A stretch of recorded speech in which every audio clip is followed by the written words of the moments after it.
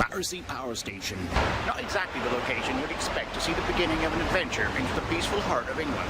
Nevertheless, needs must when the devil's at your door. In this case, that's a very appropriate statement.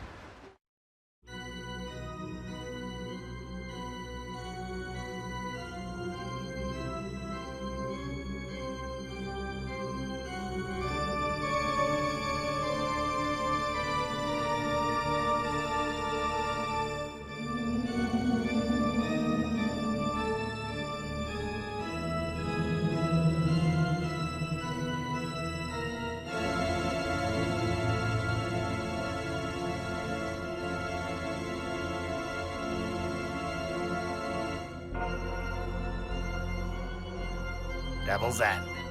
Even the very name sends a shiver up my spine.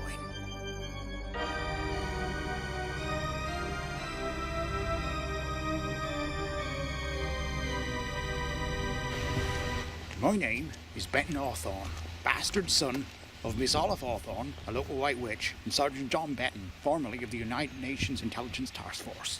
I'm here because back in 1971, around May Day, something very strange happened here in Devil's End. Something so strange that they even changed the name of the village to Aldbourne, and the name of the local pub, the Clove Enough, the Blue Boar. Trying to piece together how I came to be in this world has been a constant, lifelong endeavour for me. So that's why I've come back here to the place of my own heritage to try and piece together just what did happen all those years ago. They say that something quite unearthly happened here. Supposedly, a strange beast from another world was conjured up in the very bowels of the earth itself for the machinations of an evil witch or warlock, magister, the very devil himself, some said. And even though he was apparently destroyed, many rumours, legends, say they simply vanished himself away, miniaturized himself. And in fact, the one they called Old Azal is still here in Devil's End. Here in the 17th century, witches hid from the foyers of Matthew Hopkins, witch hunter extraordinary. There'd be a lot of strange things here in Devil's End. One of them I was about to approach. Here, pagan man performed his unspeakable rites. Here's the place they call the Devil's Ump. Oh, you stand corrected. That weren't the Devil's Ump at all. Got to work a little bit further to find that one. That's apparently where Old Azal came out of, way back in 71. This looks like it might be quite a long walk. About half a mile, they told me. You know, I've got to say, walking along this little country lane, I keep hearing funny things behind me. I think there's a car coming. There's not. It might just be the wind. Maybe it's something else. Old Azal. Just another block or so. Country block, whatever that might mean. God help me, I don't know where I am. I chanced upon a couple of others, also on the lonely road to Bodoggery. I thought this might have been the Devil's Ump, but it doesn't really seem like it isn't told in the legends. In the distance, I suddenly spied a strange figure. Could this be Old Azal? Not this time. It suddenly occurred to me, what kind of a strange idiot will be out wandering around in the middle of nowhere like this? And then I thought, I'm wandering around in the middle of nowhere like this. I were being followed by two mysterious figures. Could this be Azal and his minion Bach? Now, by this point, I realised I'd come in a bit of a fool's errand, and that was nothing new for me. But when I thought about it, here I was, in the middle of the Wiltshire Downs, with no flippin' idea where I was, on some ancient burial ground, supposedly containing the remains of some sort of alien monster that had impersonated the devil back in 1971. Now, that didn't really seem like wise kind of a thing to do. There seemed to be a bit of a rise in the ground. Could this be the Devil's Ump? Already I'd been walking so far, didn't know how long it were going to take me to get back. And there, at the top of the rise, I spied it with my own eyes. The Devil's Ump!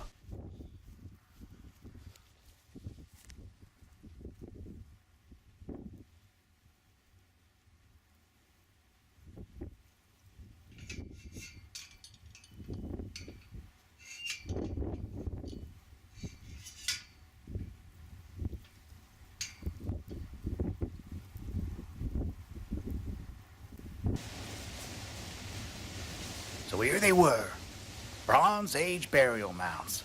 4 of them, no less. But which one were the actual Devil's Hump? Now, obviously, the entrance to the Devil's Hump had long since been sealed up after the disastrous events back in 1971. But I couldn't help but wonder if there weren't some signs or evidence of the dastardly deeds that had taken place here all those years ago. And over this way, I spied a mysterious light in the trees. Could it be the eyes of old Azal blinking at me in the twilight? Anyway, I decided whichever one of these ancient burial mounds was truly the resting place of old Azal, I had no idea he might still be alive down there. I thought it was time for me to leave. I had a long journey ahead of me, the battery was running low, and it was getting so cold. Well, it was so cold it would freeze the balls off a stone gargoyle. And then it were that as he began to leave the barrow, I found a sign of ancient technology. A strange copper pipe sticking out of the ground, or maybe even bronze.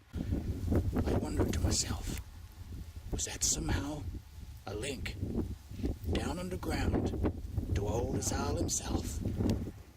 Can you hear me, Azal? Is that you? Azal? Azal? Sunset were approaching, and I only had 2 hours before I had to catch the bus back to Paddington. And now I had a journey ahead of me, the likes of which I'd never known, and a journey from which I never really knew if I would return.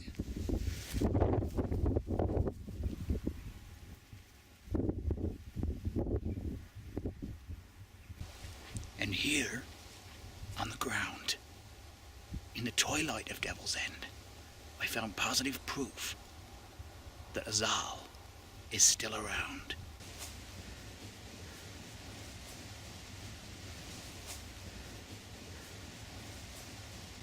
The cloven hoof of old Azal.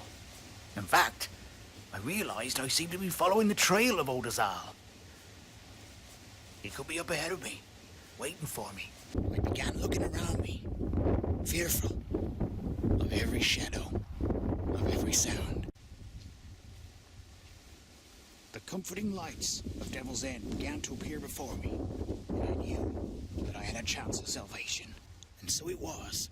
I found myself back in the relative safety of the churchyard of Devil's End. The cloven hoof was shut, so it looked like there was no choice for me to make my return to London.